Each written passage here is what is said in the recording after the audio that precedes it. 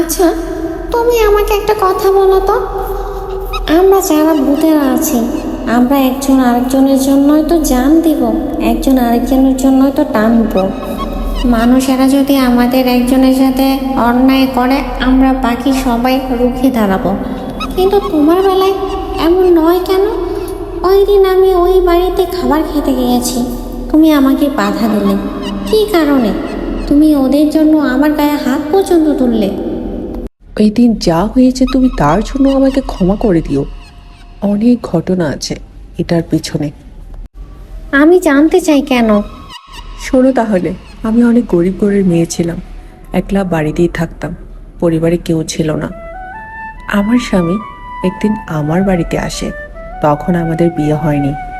সে আমার সাথে অনেক কথা বলতে চায়, কিন্তু আমি কালো বলে কখনো তার মুখোমুখি হয়ে কথা বলতাম না। একদিন না পারতে আমি তার সাথে মুখোমুখি হয়ে কথা বলি।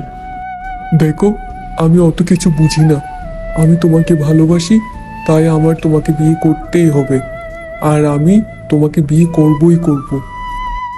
দেখো, তুমি বুঝতে পারছো না, তুমি আমার চেয়ে অনেক সুন্দর মেয়ে পাবে। আমি তো দেখতে অনেক কালো, একদম সুন্দর নেই।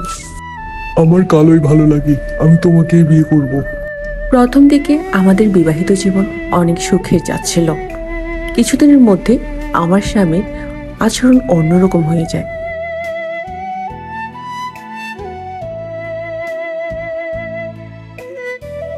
বলো, কি হয়েছে? তোমার জন্য তো রান্না করতে পারবো না দেখছি।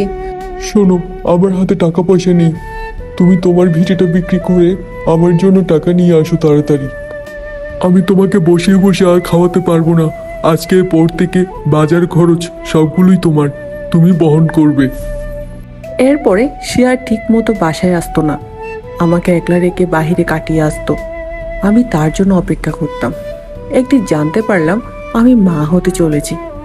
মনে অনেক খুশি ছিল, কিন্তু সাথে অনেক দুঃখও ছিল। কি করে আমার স্বামীকে ঠিক পথে ফিরিয়ে আনবো? বাজার করা থেকে সব কিছু আমারই করতে হতো। সে সংসারে একটা টাকাও দিত না। এদিকে দিনকে দিন আমি অনেক ক্লান্ত হয়ে যাচ্ছিলাম। আর সে ঘরে বসে বসে অন্য মেয়েদের সাথে সারাক্ষণ গল্প করত। আরে তুমি কোনো চিন্তা করো না তো। আমি ওকে বিয়ে করেছি টাকার জন্য। ও আমাকে প্রতি মাসে মাসে টাকা দেয়, সে কারণে আমি ওকে রেখেছি। ভালো তো আমি তোমাকেই বাসি, তুমি কি বুঝো না? হ্যাঁ, বুঝি বলেই তো আমি তোমার সাথে এতদিন আছি। কিন্তু আমি আর বেশি দিন অপেক্ষা করব না বলে দিলাম। আমাকে তোমার বিয়ে করতেই হবে। ওদের কথাগুলো শুনে আমি আর আমার চোখের জল আটকে রাখতে পারলাম না, তার কাছে আসলাম। কিছুদিন পরে তুমি বাচ্চার বাবা হবে, অন্তত পক্ষে বাচ্চার জন্য হলেও নিজেকে পরিবর্তন করো। বাচ্চা তোমার কাছ থেকে কি শিখবে? কি কারণে তুমি আমাকে বিয়ে করেছো? এত কষ্ট কেন দিচ্ছ তুমি আমাকে? ও চুপ করেই ছিল, আমার প্রশ্নের কোনো উত্তর দেয় না।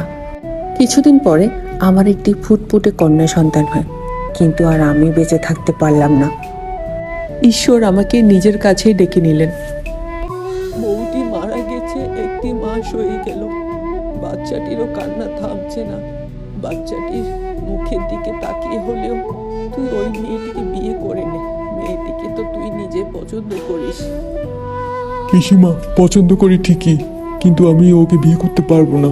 তুমি এই কথা ওর সামনে বলো না, কিন্তু আমি অন্য কাউকে বিয়ে করব। যাকে করিস না কেন, তাড়াতাড়ি করে নে। আজকে থেকে তুমি আমার বাচ্চার মা, আমার ঘরের লক্ষ্মী। এই বাড়িটা আজকে থেকে তোমারই।